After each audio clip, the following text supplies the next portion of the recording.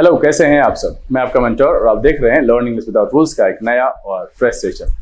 आज हम यहाँ पर उपस्थित हुए हैं फिलर्स के एक नए एपिसोड के साथ और एपिसोड संख्या है 12। आज यहाँ पर थोड़ा सा बदलाव है, मतलब है कि आज के बाद से एपिसोड में बदलाव किया गया है। बदलाव क्या है कि इससे पहले जो भी एपिसोड्स आ रहे थे वो प्रीवियस ईयर के थे और एसएससी प्रीवियस ईयर के थे, लेकिन मैं जब अब क्वेश्चन देख रहा हूं तो वहां पर कुछ वैसा ढंग का सवाल नहीं है जहां आपको कुछ सीखने के लिए मिले। सारे फिल इन द ब्लैंक्स बहुत आसान है और मुझे इतना भरोसा था आप पर कि आप उसे आसानी से कर लेते। इसलिए मैंने इस फिलर्स के प्रीवियस ईयर सेट को अब मॉक टेस्ट में चेंज कर दिया है, जो different examination, SSC, banking, CUET, CLAT, NIFT जैसे एग्जामिनेशन जहां पर की फिल इन द ब्लैंक्स पूछा जाता है, टीचर्स वाले एग्जामिनेशन में भी ये उसके पॉइंट ऑफ व्यू से फायदेमंद होगा और ये एक तरह का प्रैक्टिस सेशन होगा। तो चलिए सेशन की शुरुआत करते हैं, लेकिन उससे पहले जो लोग इस चैनल पर नए हैं और वैसे पुराने लोग जिन्होंने अब तक चैनल को सब्सक्राइब नहीं किया है तो चैनल को सब्सक्राइब कर लीजिए, बेल आइकन प्रेस करके नोटिफिकेशन को ऑल पर रखिएगा, लाइक शेयर करने में कंजूसी नहीं कीजिएगा। साथ में अगर इस सेशन के दौरान कोई दुविधा रह जाए या मन की कोई बात जो आप मुझ तक पहुंचाना चाहते हैं, बिल्कुल कमेंट में लिखिएगा, जरूर झिझकिएगा नहीं। चलिए सेशन की शुरुआत करते हैं। लर्न इंग्लिश विदाउट रूल्स के सेशन में एक बार फिर से आप सबका तहे दिल से स्वागत है। उम्मीद है आप सब तैयार हैं। तो चलिए थोड़ा सूझबूझ लगाइएगा, थोड़ा सवाल का लेवल बढ़ा है तो कोशिश कीजिएगा कि सबसे बेहतर जो आंसर हो वो चुनेंगे। चलिए अगला सवाल यहां पर, जो कि सेशन का पहला सवाल होगा, लेते हैं और आपका समय शुरू होता है अब।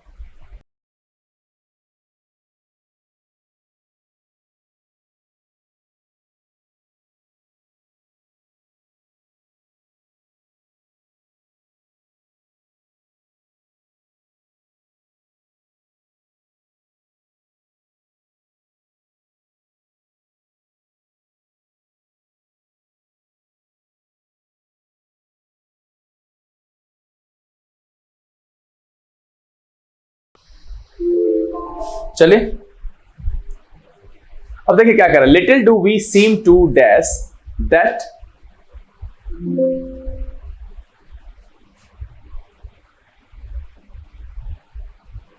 कह रहा है little do we seem to dash that crime can not be dash by third degree methods.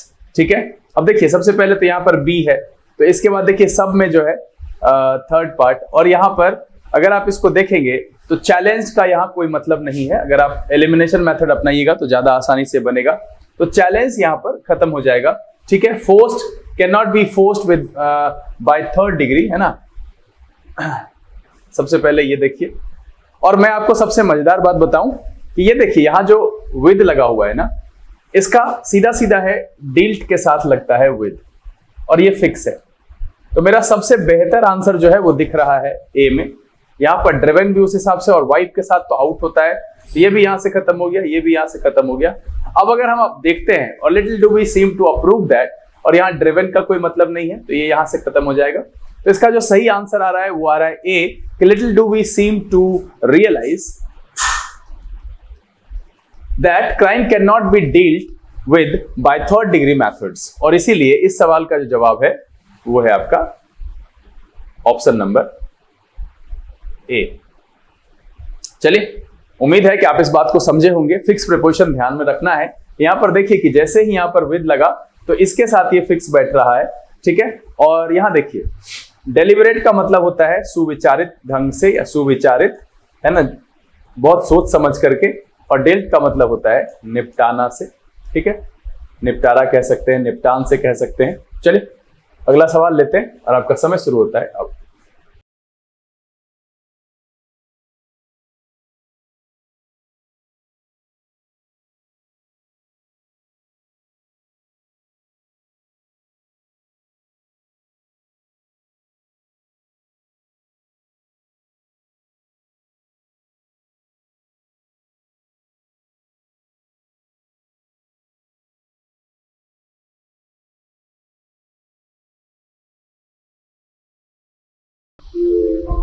चलिए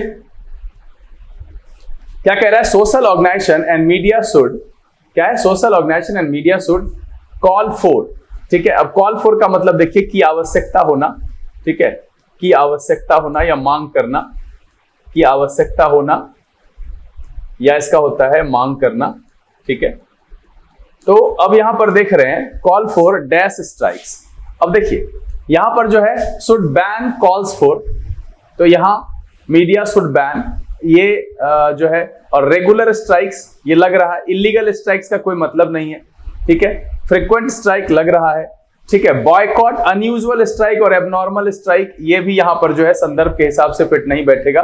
तो मेरा जो दो ऑप्शन बच के आ रहा है ए और सी, वो कह रहा है कि social organisations and media should oppose calls for frequent strike. अब फ्रीक्वेंट का मतलब है कि जो कुछ रह करके कुछ समय अंतराल पर होता है, तो सबसे बेहतर जो है ये अपोज से ज्यादा बेहतर है, ये बैन से ज्यादा बेहतर जो है यहाँ पर अपोज है। तो इसलिए इसको भी हम एलिमिनेट कर लेंगे एप्रोप्रिएट होने के आधार पर, और इसका जो सही आंसर हो जाएगा वो हो जाएगा आपका ऑप्शन नंबर सी। क्या हो जाएगा कि social organisation and media should oppose calls for frequent strikes, है ना। चलिए अगला सवाल लेते हैं और आपका समय शुरू होता है अब।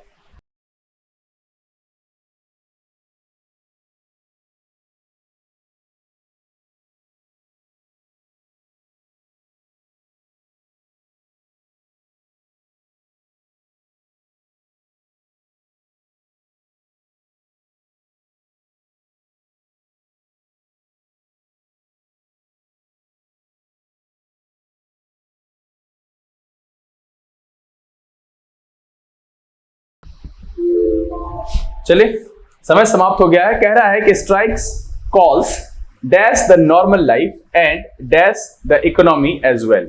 अब देखिए strike calls dash the normal life, अब यहां पर डिरेल द नॉर्मल लाइफ लग सकता है, डिस्टर्ब द नॉर्मल लाइफ लग तो रहा है, डेविएट का कोई मतलब नहीं है, हॉन्ट का कोई मतलब नहीं है, इसका मतलब बार बार तंग करने से और याद आने से होता है, एंड डिसरप्ट जो है वो हो सकता है डिसरप्ट। ठीक है, तो मेरे पास क्या क्या ऑप्शन बच गया है, ए नंबर बच गया है, बी नंबर बच गया है और ई नंबर बच गया है। कह रहा है स्ट्राइक्स कॉल्स। अब अगर हम दूसरे पॉइंट को देखें, life and dash the economy as well, तो अटैक इकोनॉमी पर नहीं करता है भाई, तो ये ऑप्शन यहां से खत्म हो जाएगा। सिक्योरिटी ब्रीच जैसा कुछ नहीं है, तो ये भी यहां से खत्म हो जाएगा। अगर हम इसको देखते हैं तो इफेक्ट का मतलब होता है प्रभावित करना, तो कह रहा है strike calls disrupt the normal life and affect the economy as well, और इसीलिए इस सवाल का जो सही और एप्रोप्रिएट आंसर होगा वो होगा ऑप्शन नंबर ई। क्या हो जाएगा, यहां हो जाएगा डिसरप्ट, है ना, और यहां हो जाएगा अफेक्ट। चलिए अगला सवाल लेते हैं और आपका समय शुरू होता है अब।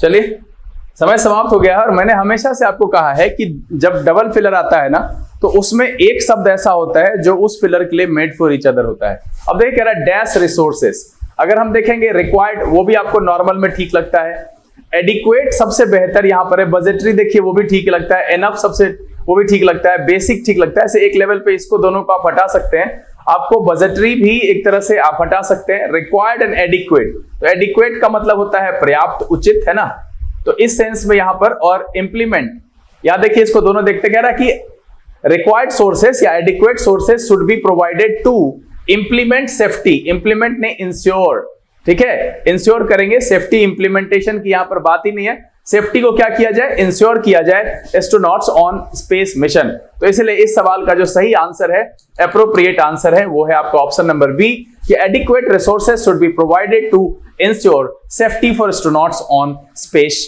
मिशन। चलिए अगला सवाल लें और आपका समय शुरू होता है अब।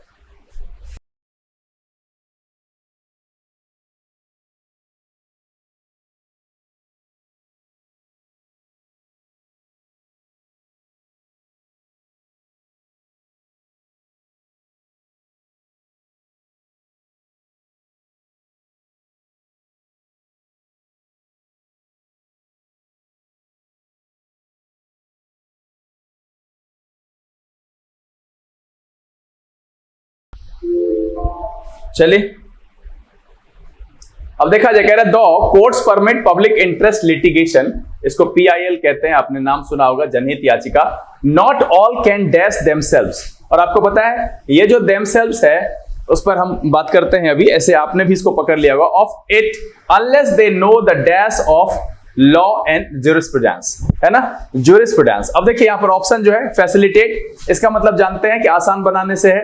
Practices, in all can practices, ठीक है। अब देखिए प्रैक्टिसेस, यहां पर कैन के बाद जो है ये मेरा कह रहा है प्रैक्टिसेस लगाने के लिए खत्म हो जाएगा, है ना। Deserve, all can deserve and know the minutes of law and jurisprudence, यहां पर डिजर्व, कैन डिजर्व, देमसेल्व्स। अब देखिए अब हम आपको आते हैं असली बात पर बताने के लिए कि मैंने प्रोनाउन में एक जानकारी दी थी आपको कि कुछ ऐसे वर्ब्स हैं जिनके साथ ऑब्जेक्ट लगाना बहुत जरूरी होता है, और अगर ऑब्जेक्ट ना हो तो उसकी अनुपस्थिति में वहां पर हम रिफ्लेक्सिव प्रोनाउन का प्रयोग करते हैं, और उसमें से एक था अवेल।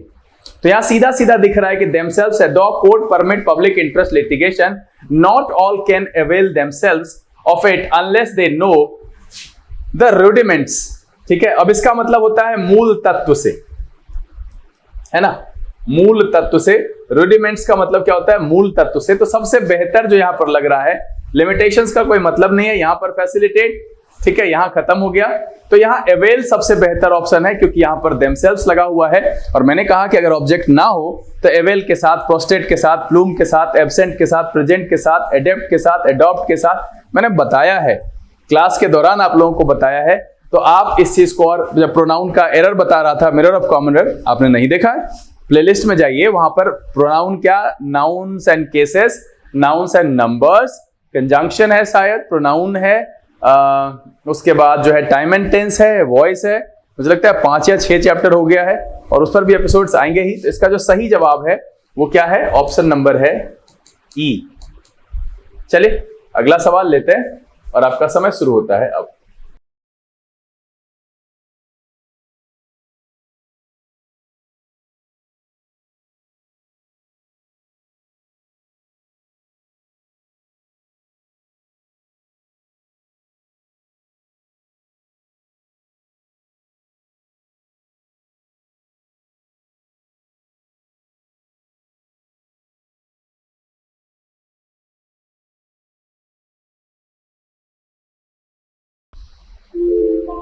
चलिए, कह रहा है dash by stress and anxiety, ठीक है। अब देखिए यहां पर क्या है, he was the very picture of dash, ठीक है, पिक्चर ऑफ पॉवर्टी। भैया स्ट्रेस एंड एंजाइटी से पिक्चर ऑफ पॉवर्टी का क्या लेना देना है। अब कह रहा है लेथार्जी, लेथार्जी का मतलब सुस्ती से होता है, ये आप जानते ही होंगे, ठीक है। उसके बाद ग्लूम का मतलब निराशा से होता है, ये मैंने पहले भी बता दिया है, कई बार फिलर में इसकी चर्चा हुई है।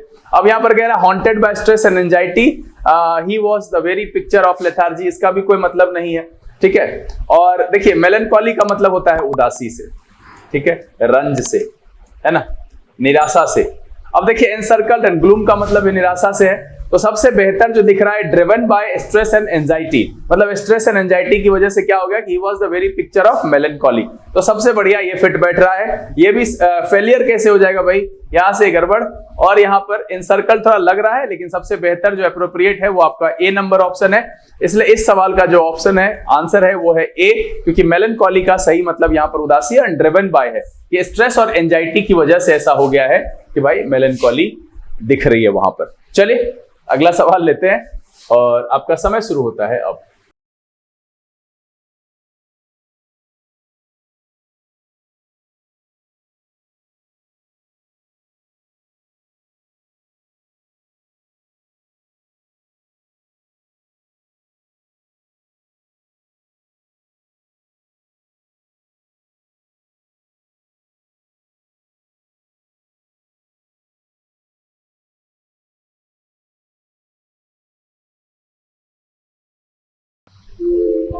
चलिए समय समाप्त हो गया है।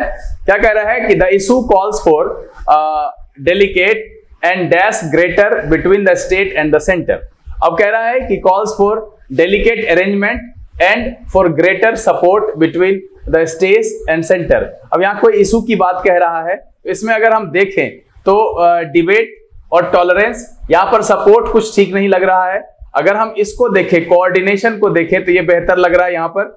कि क्या कह रहा है, दिस इशू कॉल्स फॉर, अब इसकी आवश्यकता होना कि मांग होना कि ये इशू मांग करता है क्या भाई, डेलिकेट डिबेट।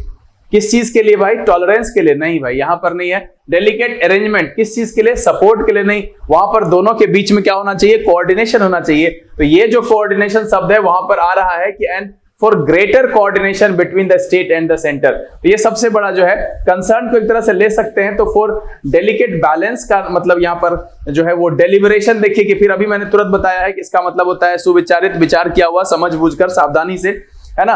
तो यहां पर सबसे बेहतर अगर आप देखिए कि हैंडलिंग, कि कॉल फॉर डेलिकेट हैंडलिंग, मतलब कैसे हैंडल किया जाए भाई, तो डेलिकेटली उसको जो है डेलिकेट हैंडलिंग की जाए, है ना, इसकी मांग करता है ये इशू। किस चीज के लिए, तो and for greater coordination between the state and the centre, मतलब ऐसा कुछ जटिल इशू है जहां पर कि कह रहा है कि उसकी हैंडलिंग कैसे होनी चाहिए, एक डेलिकेट हैंडलिंग होनी चाहिए, और क्या होना चाहिए, ग्रेटर कोऑर्डिनेशन होना चाहिए, किसके बीच में, स्टेट और सेंटर के बीच में। तो इसलिए सबसे सही जवाब जो इसका होगा वो है आपका ऑप्शन नंबर सी। देखिए यही समझदारी है कि लाइंस को पढ़िए, अगर एक बार में नहीं समझ में आता है 2 बार में पढ़िए, 3 बार पढ़ करके, और सबसे बेहतर मीनिंग, और वर्ड्स कोई कठिन नहीं है, पहले से पढ़ा हुआ है, जो भी आ रहा है कोई नया शब्द आ नहीं रहा है, इससे पहले भी मैंने आपको ये सारे शब्द बताए हैं और कहीं ना कहीं से आपने सुन रखा है। तो बस सूझबूझ लगाइए और आराम से बनाइए। अगर समय सीमा पार हो जाती है तो वीडियो पॉज कर लीजिए, अभी रुक करके बनाइए। मॉक टेस्ट थोड़ा कठिन ही होता है, मॉक टेस्ट आपके अभ्यास के लिए है, ये प्रीवियस ईयर जैसा आसान नहीं होगा।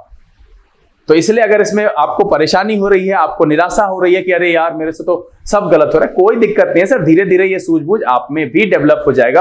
और सबसे बेहतर है एलिमिनेशन प्लस सिलेक्शन को साथ पकड़ के चलिए। चलिए अगला सवाल लेते हैं और आपका समय शुरू होता है अब।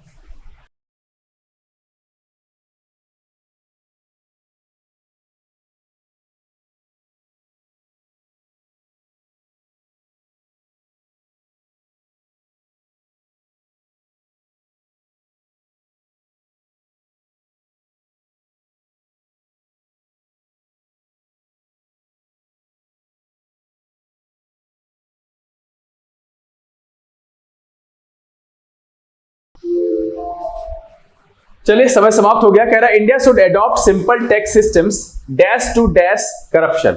अब देखिए सिंपल टैक्स सिस्टम रखना है किस चीज के लिए भाई, तो करप्शन को क्या करने के लिए, यहां तो हटाने के लिए होगा। तो काउंटर लग रहा है कि हो सकता है, लेकिन सूटेड की सिस्टम, सूटेड टू यहां पर थोड़ा जो है वो ठीक नहीं लग रहा है, तो हम इसको ना मान करके चले। पहला वाला पिलर ठीक नहीं लग रहा है, काउंटर थोड़ा बहुत लग रहा है। अब देखिए design systems design to eliminate, अब यहां पर ये फिट बैठ रहा है डिजाइन टू एलिमिनेट करप्शन, लेकिन हम आगे भी देखेंगे। अब ड्राइव का यहां पर कोई मतलब नहीं है, कर्व का मतलब होता है प्रतिबंध लगाने से, ठीक है, ठीक है, प्रतिबंध लगाने से। और इम्बार्क के साथ क्या है ना, यहां पर टू लगा हुआ है, अगर आप इम्बार्क यूज करते हैं तो इसके साथ ऑन होता है ना। एम्बार्क का क्या होता है, ऑन लगता है। अब कह रहा है कि सब्जेक्टेड टू चेक, सबसे बेहतर मुझे लग रहा है यहां पर सब्जेक्टेड और चेक का भी कोई वैसा सेंस नहीं आएगा, एम्बार्क यहां से खत्म हो गया।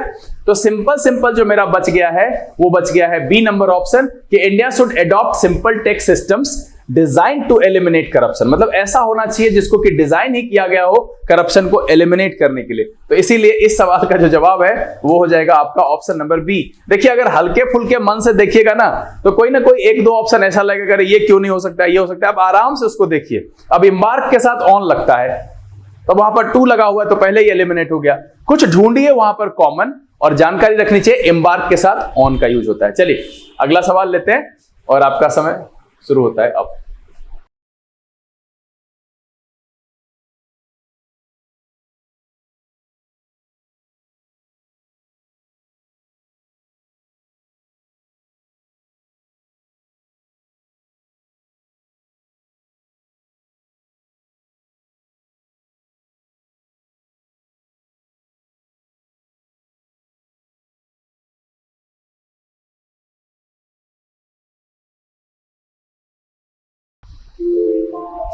चलिए समय समाप्त हो गया। कह रहा है government should dash honest and voluntary tax. अब देखिए यहां पर जो है ना वॉलेंट्री टैक्स, यहां जो वर्ड है एक कंप्लायंस, टैक्स कंप्लायंस एक शब्द है, एक टर्म ही है।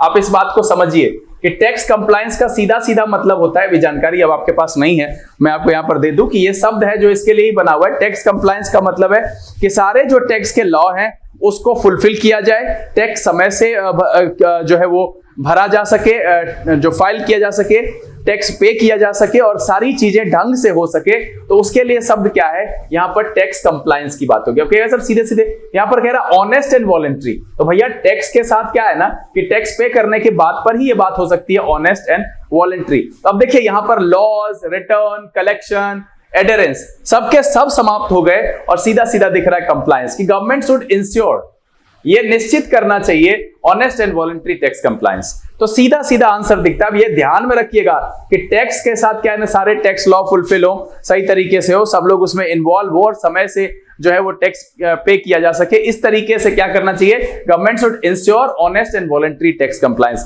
तो यहां पर जो टैक्स कंप्लायंस एक वर्ड है उसकी वजह से और सारे ऑप्शन एलिमिनेट हो गए और यहां पर ये जानकारी बहुत जरूरी थी, इसलिए इस सवाल का जो जवाब है वो हो जाएगा आपका डी। अब कहेगा सर ऐसे हमको तो ये जानकारी नहीं थी, तो आज हो गई ना, यही तो इस मॉक टेस्ट का फायदा है कि आगे जब इस तरीके की बात आएगी तो आप कर पाएंगे। तो इसीलिए मेरे साथ बने रहिए, भगा भगा करके मत देखिए। आपने अब तक अगर लाइक नहीं किया है तो लाइक कर दीजिए, अपने मित्रों को शेयर कर दीजिए और अगर अभी भी मन में कोई दुविधा है तो बिल्कुल कमेंट में लिखने से झिझकिएगा नहीं। चलिए अगला सवाल लेते हैं और आपका समय शुरू होता है अब।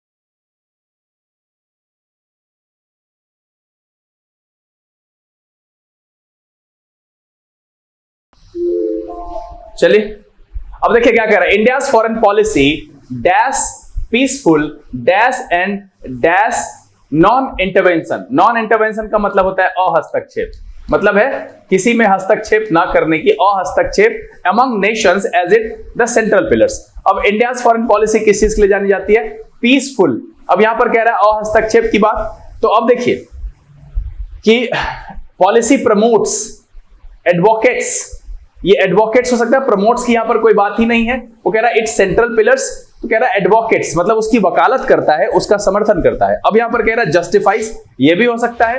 अब कह रहा है सपोर्ट्स, ये भी हो सकता है। लेकिन अगर हम सेकंड वाले को देखें एंड एडजस्टिंग, ये बात यहां से खत्म हो जाती है, adjusting the non intervention among Nations and it's central pillars. अब कह रहा है कल्चर, पीसफुल कल्चर। अब यहां पर फॉरेन पॉलिसी में पीसफुल कल्चर की बात यहां से एलिमिनेट हो जाएगी, ठीक है।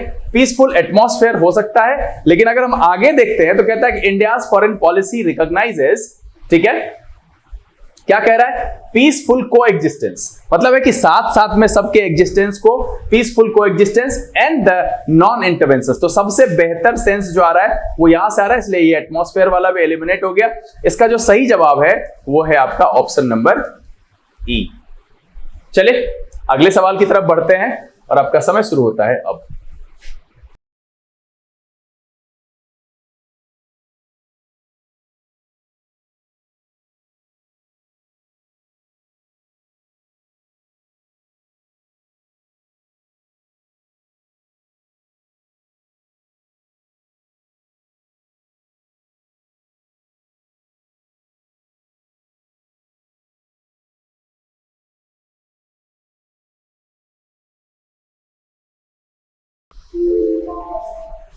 चलिए अब देखिए कह रहा है कि a number of scientist in the country think that they are on the dash of a major dash, ठीक है।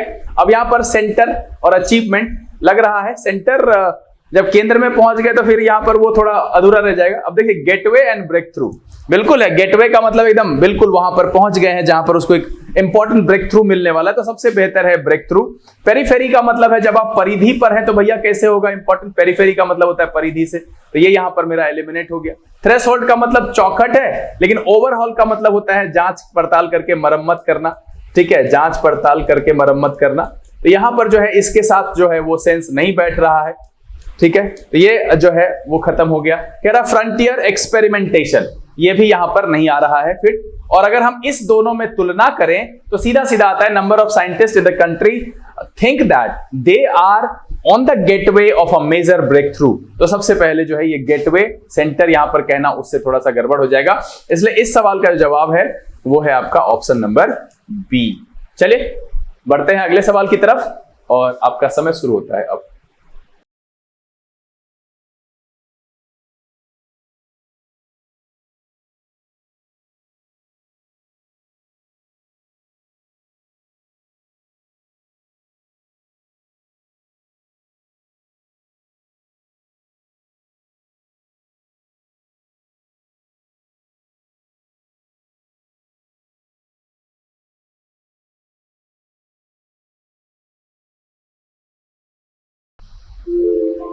चलिए समय समाप्त हो गया, बहुत आसान है। कह रहा है कि diseases are easily dash through dash with infected animals. अब यहां पर ट्रांसफर्ड, ट्रांसपोर्टेड, ट्रांसप्लांटेड, ट्रांसमिटेड, सबसे मेड फॉर ईच अदर वाला शब्द है, तो ये सब यहां से खत्म हो गया, जनरेटेड भी खत्म हो गया। आगे कॉन्टेक्ट है, कह रहा है कि disease are easily transmitted through contact with infected animals. बिल्कुल सही जवाब है, और इसीलिए इस सवाल का जो आंसर है वो है ऑप्शन नंबर डी। चलिए अगला सवाल लेते हैं और आपका समय शुरू होता है अब।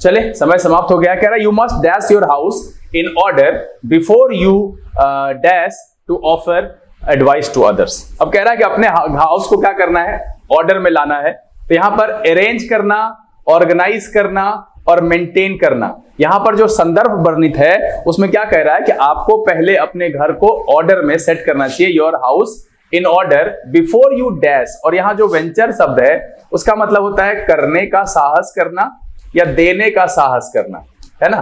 किसी को कोई एडवाइस दे रहे हैं, करने का साहस करना या देने का साहस करना। वेंचर का मतलब ये होता है ना, देने का साहस करना। अब अगर हम इसको देख रहे हैं तो ये मेरा सबसे बेहतर यहां पर बैठ रहा है कि set your house in order before you venture, है ना। अगर आप ये हिम्मत दिखाते हैं कि भैया दूसरे को एडवाइस दें उससे पहले अपने घर को सेट करिए ऑर्डर में, तो यहां पर जो है प्रीच का कोई मतलब नहीं है, यहां थिंक का कोई मतलब नहीं आएगा, प्रोसीड का भी यहां कोई मतलब नहीं आएगा। तो एक मेरा इसके साथ डेयर के साथ लग रहा है वेंचर सबसे, तो इस दोनों में अगर हम एप्रोप्रिएट देखें, डेयर टू ऑफर यहां पर सीधा सीधा है, फिर वो ग्रामेटिकल टर्म जाएगा, ठीक है। तो बिफोर यू डेयर नहीं, बिफोर यू वेंचर, और सबसे बढ़िया सेट। तो इस सवाल का जवाब हो जाएगा, वो हो जाएगा आपका ऑप्शन नंबर ए। क्या है, you must set your house in order before you venture to offer advice to others. चलिए सेकंड लास्ट क्वेश्चन और आपका समय शुरू होता है अब।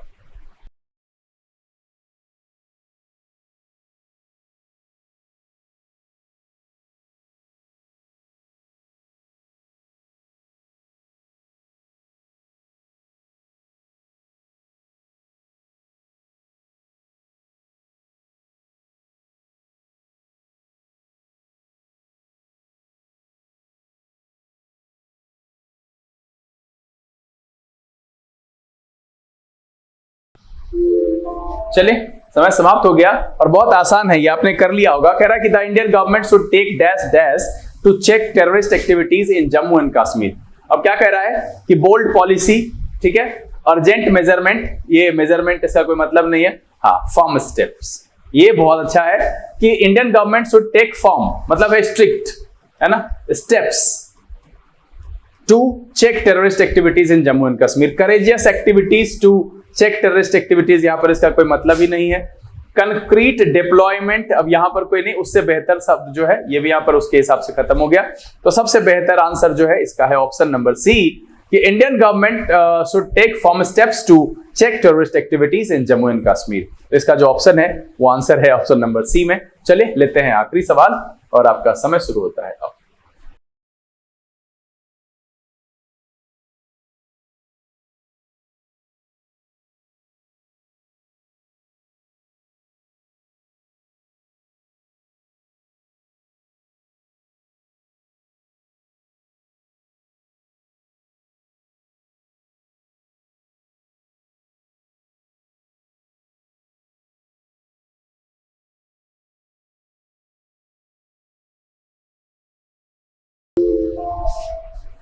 चलिए समय समाप्त हो गया। कह रहा है India's relations with Pakistan are once again, है ना, India's relations with Pakistan are once again at dash. अब आपको पता है, एक जानकारी मैं आपको यहां पर दूं तो एट अ लो एव का मतलब होता है in a weak and bad state. ठीक है, एट अ लो एब का मतलब यहां आप ये याद रखिएगा। तो अब आप यहां पर देखिए कि ऊपर से 4 ऑप्शन जो है एप्रोप्रिएट होने से खत्म हो गया। अगर आप इसको देखिएगा तो सीधा सीधा आ रहा है कि India's relations with Pakistan are once again at low ebb. मतलब होता है कि in a bad and weak state या in a weak and bad state, जो भी कह लीजिए। अब अनप्रेसिडेंटेड टेंस क्या होगा? एट अनप्रेसिडेंटेड टेंस कोई मतलब ही नहीं आएगा। एबनॉर्मल हॉस्टिलिटी, डिस्प्यूट स्टेजेस, ठीक है, कॉन्फ्लिक्ट पोजीशन, सबसे बेहतर आ रहा है एट अ लो एब। और इसीलिए इस सवाल का जो जवाब है वो है आपका ऑप्शन नंबर ई। चलिए, उम्मीद तो ये है कि ये एपिसोड ज्यादा कठिन नहीं लगा होगा और आपने अधिकांश क्वेश्चन के सही आंसर किए होंगे। अगर आपको किसी प्रकार की दुविधा है, मैं आपके विचार जानना चाहूंगा, क्योंकि मैंने यहाँ पर थोड़ा बदलाव किया है और यहाँ मैंने मॉक टेस्ट डाला है। अब 11 एपिसोड करा दिए थे प्रीवियस ईयर के, तो मुझे लगा कि अब आप कर पाएंगे। यहाँ से अब हम मॉक ही कराएंगे। बीच बीच में अगर कुछ प्रीवियस ईयर के अच्छे सेट मिलेंगे तो हम उसको भी लेकर के आएंगे, लेकिन उसमें कुछ खास क्वेश्चन है नहीं उस तरीके का। तो मैं यही सोच करके लेकर के आया हूँ कि बहुत कुछ सीखने के लिए मिलेगा, सूझबूझ डेवलप होगी, आप कैसे चुनाव करें फिलर्स का, कैसे शब्दों का सही चयन करें, कौन सा कैसे, अभी मैंने बताया कि एट अ लो एब इसका मीनिंग होता है, फिर टैक्स कंप्लायंस मैंने बताया। तो बहुत सारी ऐसी जानकारी यहाँ पर आएगी जो इस एपिसोड के दौरान आपको बहुत कुछ सिखाएगी और आपके एग्जामिनेशन के लिए मददगार साबित होगी। उम्मीद तो यह है कि आपने अच्छे अंक प्राप्त किए होंगे। तो सबसे पहले आप अपने द्वारा प्राप्त किए गए अंक कमेंट में लिख करके आज बताइएगा जरूर। साथ में ये बताइएगा कि इस एपिसोड का अनुभव कैसा रहा, क्या इसको कंटिन्यू करना चाहिए, और अगर कोई दुविधा, कोई परेशानी, कुछ सवाल पूछना है तो कमेंट में जरूर मेंशन कीजिएगा। उम्मीद तो ये है कि ये वीडियो आपको पसंद आया। अगर ये अच्छा लगा तो आप इसे लाइक कर दीजिए। अब तक आपने चैनल सब्सक्राइब नहीं किया है तो सब्सक्राइब कर लीजिएगा, बेल आइकन प्रेस करके नोटिफिकेशन को ऑल पर रखिएगा। बहरहाल समय है यहाँ से विदा लेने का। बहुत जल्द इसी तरह के वीडियोस के साथ फिर आपके सामने उपस्थित होंगे। तब तक के लिए आप घर में रहिए, अपना और अपने परिवारजनों का ख्याल रखिए, खुश रहिए, मस्त रहिए, लेकिन पढ़ते लिखते जरूर रहिएगा। लर्निंग विदाउट रूल्स से this is VK Singh signing off. Keep reading, keep practising. Thank you, God bless you.